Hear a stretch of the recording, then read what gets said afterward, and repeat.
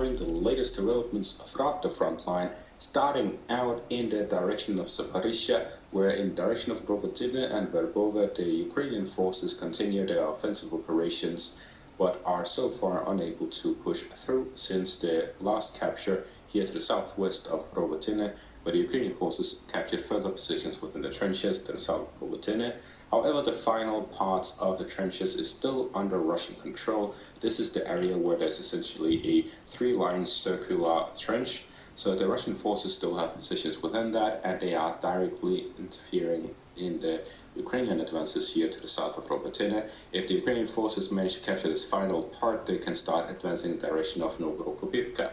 The high ground on the eastern side begins around the forest patch here, as well as in the direction of Novorokopivka itself, in the forest patches here to the south of the Ukrainian positions. So essentially, if the Ukrainian forces want to push from the eastern positions, they need to push further westwards of their current positions here by the main line of defense of the Russian forces, or if they want to push through the high ground, they have to go through and capture the forest patches here to the south of Robotyne. However, for this, they'll most likely go southwest from their current positions. The Ukrainian forces don't really need to capture this final part before moving southwest, so most likely they are directing the majority of their forces here to the southern position of Robotyne and pushing in the direction of Novorokopivka. This is all to gain control over the heights here in the northern directions of the village, so that they can use their forces here in the eastern parts and move in this direction. This will then allow the Ukrainian forces to push on the Russian positions to the north of Novorokopivka without facing them directly. With this, they can also push directly into the village of Novorokopivka and advance southwest into the direction of the heights from a position from the heights itself. So they will be fighting on a neutral position. As for the direction of Verbove, according to the latest reports from the Russian sources fighting in this direction, they are saying that the Ukrainian forces launched 3 attacks in the direction of the trenches here to the west of Verbove, as well as the village itself. So in this direction from the northwestern parts of the trenches. So the Ukrainian forces are here constantly launching assaults every day, but over the past 24 hours has been an extra 2 assaults. So the Russian forces are here being heavily pressured by the Ukrainian forces, as the Ukrainian forces launches assaults after assaults trying to capture the Russian positions. So the current Ukrainian objective here is to capture the trenches here to the west of Verbove. If the Ukrainian forces manage to capture these trenches, they will hold some position which will allow them to establish areas where the Ukrainian forces can cross over the anti-tank ditches with their armored vehicles and tanks. If they're able to cross over, they'll start to launch further operations in the direction of Verbove, capturing the village, and then moving further eastwards and southwards in the direction of Ochere Tulvate and in the direction of Romanivske, as well as Tarasivka. So Ukrainian current objective is number 1 to capture the trenches here to the west of Verbove, number 2 to capture Verbove itself, and number 3 to then push onwards in 3 directions towards Ochere Tulvate, as well as Romanivske and Tarasivka. So the Ukrainian forces are here in the process of a 3-step operation: capture the trenches, capture Verbove, and push onwards to Tarasivka, Romanivske, and Ochere Tulvate. And if we take a look at Deep State Map's map, we see that this is no easy task. If the Ukrainian forces manage to capture the trenches west of Verbove and Verbove itself, they still have to go through yet another set of trenches in between the 2 areas of Ochere Tulvate and Verbove. If they go in the direction of Tarasivka and Romanivske, they still have to go through layer after layer of defenses. The Russian forces have built no stops in this direction. There's layer of defense after layer of defense. If they instead focus on the Novorokopivka direction through to Ilchenkovo and further south, they again have to push through layer after layer after layer of defenses before reaching Tokmak. So the Russian forces have so many layers of defenses, and the Ukrainian forces have about a month left of their offensive. It took them 3 months to cover this area right here, so it is very unlikely that the Ukrainian forces are able to break through multiple layers of Russian defenses, as well as multiple kilometers of mines, of both anti-personnel mines and anti-tank mines. The current Ukrainian strategy of using infantry-based assaults to push through and advance is a very slow one, and the Ukrainian forces are currently using this tactic because the Russian forces mainly has anti-tank mines in these forward positions. However, the Russian forces then started using more anti-personnel mines rather than anti-tank mines in these new positions. And this is not that they replaced the anti-tank mines with anti-personnel mines, but they added an extra kilometer of anti-personnel mines. So the Russian forces are in a position where they have about 4 kilometers of minefields, of which about 1 kilometer is anti-personnel mines and the rest are anti-tank mines. So the Ukrainian forces would have to first launch armored assaults, after which they would launch infantry-based assaults for a much longer distance. If they just launch armored assaults through the whole area, they will have to go through multiple kilometers and lines of defense, including anti-tank mines. If they just lose infantry-based assaults, they would have to go through a large swath of anti-personnel mines before moving on to the anti-tank mines. So the best option would be to switch, but that is also a very difficult situation and very slow one because we have multiple kilometers of anti-tank mines. So if we have to take things into a long-term perspective, there's no easy solution for the Ukrainian forces. If they manage to capture Verbova, the trenches, and even this middle trench here, that would be the best outcome prior to the fall season starting. The reason for this is if they do not capture this, then they would be in a vulnerable position and the Russian forces could essentially just launch a counterattack, cutting off the road to the northeast of Kopani, cutting off Robotyne and forcing the Ukrainian forces out, negating all the gains they have received through this whole time. But if they do manage to capture it, then they would have some forward positions they can hold on to. There would be a lot of direct fire and attrition throughout the whole fall and winter and spring periods before they start and restart their offensives in the next summer.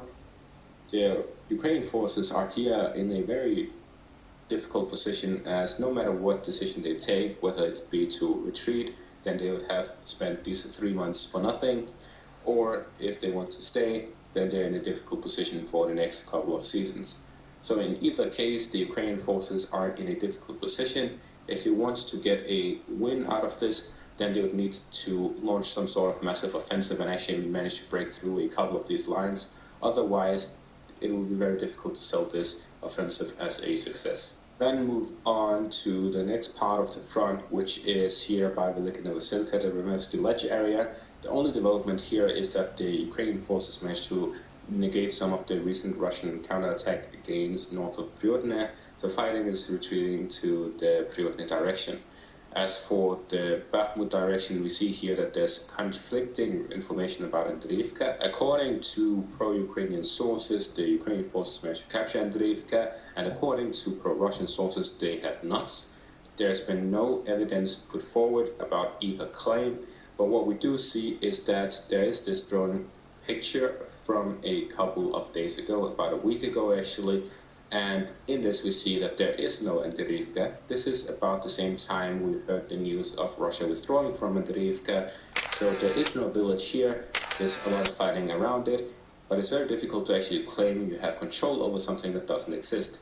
So until one side takes a selfie in the middle of a graveyard, then we do not see any developments in this area. But what we do know is that the fighting is going on. The Russians are by the railways and the Ukrainian forces are moving through the railways here to the south. So most likely we'll see a full capture of Andriivka once the Ukrainians manage to push the Russian forces out of these railways. To the north of Soledar, where here the Russian forces managed to push the Ukrainian forces back to the east of Vesele. So there's been some minor offensive operations by the Russian forces in this direction.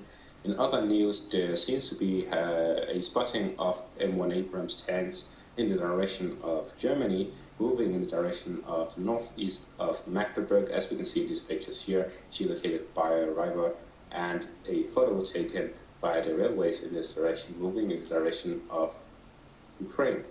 So there seems to be an exaggerated waiting time for these Abrams tanks. Most likely the delay was reported just to confuse the Russian forces, but it seems that the Abrams tanks are soon to be sent to Ukraine as they are being moved through Germany. The possibility of the Ukrainian forces not having trained on these tanks yet could also be one. If they are being sent to Poland so the Ukrainian forces can train on them and then after a couple of months then be sent to Ukraine, there's also a possibility. Either way, these Abrams are actually going to arrive. If anyone was ever doubting that, then here is the evidence.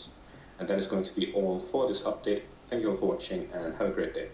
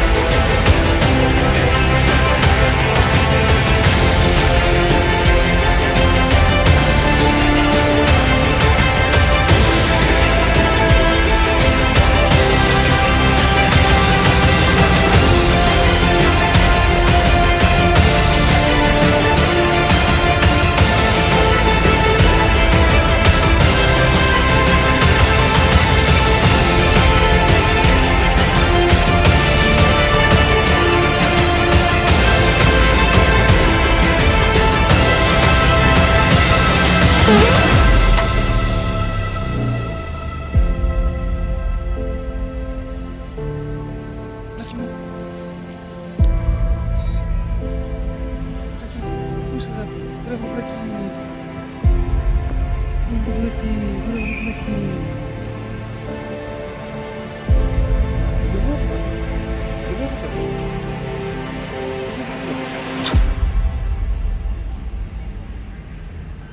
Μπράβο τα γόλι. Μπράβο το πλακί. Μπράβο τα γόλι. Μπράβο τα γόλι. Μπράβο το πλακί. Μπράβο το παλικαράκι. Μπράβο. Παλικαράκι. Μπράβο το αγοράκι. Μπράβο. Μπράβο το αγοράκι. Μπράβο το πλακί. Μπράβο. Έφαγες. Έφαγες. Έλα. Έλα.